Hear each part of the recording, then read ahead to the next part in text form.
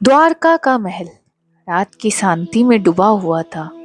रुक्मणी जी रसोई में थी, अपने हाथों से कृष्ण के लिए दूध बना रही थी। मन में प्रेम था, पर कहीं एक हल्का सा गर्व भी। मैं उनकी पत्नी हूँ, सबसे निकट हूँ। दूध उबल रहा था। उन्होंने दूध उतारा, पर वो अभी बहुत गर्म था। वो मुस्कुराते हुए कृष्ण के पास आई। कृष्ण शांति से बैठे थे, जैसे सब जानते हो।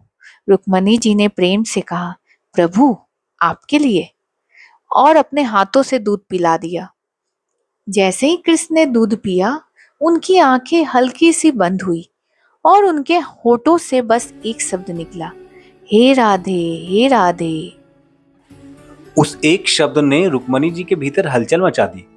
उन्होंने खुद को संभालते हुए पूछा, प्रभु मैं भी आपसे उतना ही प्रेम करती हूँ, फिर हर बार आपके होठों पर राधा ही क्यों? कृष्ण ने उनकी ओर देखा लेकिन कुछ बोले नहीं। उस रात रुक्मणी जी सो नहीं पाई। मन में एक प्रश्न घूमता रहा, राधा में ऐसा क्या है जो मुझ में नहीं? सुबह होते ही उन्होंने निश्चय कर लिया, आज मैं राधा से मिलकर ही रहूंगी। वो अकेली निकल गई। कोई शोर नहीं, कोई रथ नहीं, जैसे ये यात्रा बाहर की नहीं, अंदर की हो। पहला द्वार आया। वहां एक अद्भुत सुंदर स्त्री खड़ी थी, चेहरे पर तेज, आंखों में शांति। रुक्मणी जी ठिठक गईं, क्या ये ही राधा है? वो तुरंत झुक गईं, लेकिन स्त्री मुस्कुरा दी, मैं तो उनकी दासी हूँ। रुक्मणी जी चौंक गईं, दासी? इतनी दिव्य? दासी ने कहा, राधा जी तक पहुंचने के लिए आपको 7 द्वार पार करने होंगे। दूसरा द्वार, और भी सुंदर दासी। तीसरा द्वार, और भी तेजस्वी। चौथा, पांचवा, छठा, हर द्वार के साथ सुंदरता बढ़ती गई और रुक्मणी जी का अभिमान घटता गया।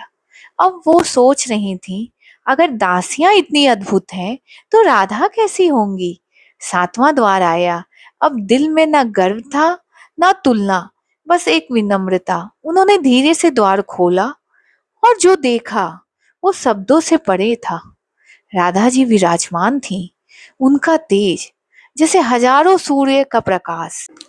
अचानक रुक्मणी जी की नजर राधा जी के चरणों पर पड़ी, जहाँ छाले थे। रुक्मणी जी ने बोला, देवी ये कैसे? राधा जी ने धीरे से कहा, कल आपने कृष्ण को जो दूध दिया था वो बहुत गर्म था।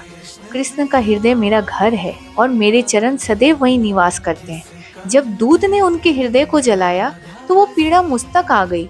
अब रुक्मणी जी की आंखों से आंसू बहने लगे। उस दिन रुक्मणी जी का अभिमान टूट गया।